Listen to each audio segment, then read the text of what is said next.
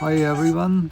In this short video we are using a Thinkercad and our 3D printer to make a drawbar for tractor model. I have one ERTL scale model. That tractor have no linkages and back end mechanism, so I am trying to create one with the 3D printer. So in this video I am creating one drawbar.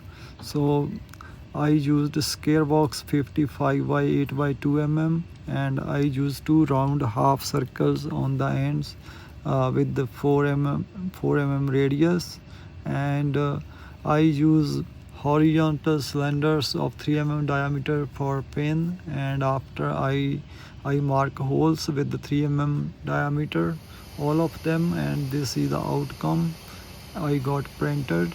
And after I'm showing this on my tractor model, so this will improve my tractor's look, and we will paint it all together on at the end. So hope you will like my video, and also my English is like okay, not bad, not good, so hopefully you will understand. Thanks for your time. Hope you will stay connected with my videos and remain in touch. Thanks for your time. Thank you. Bye.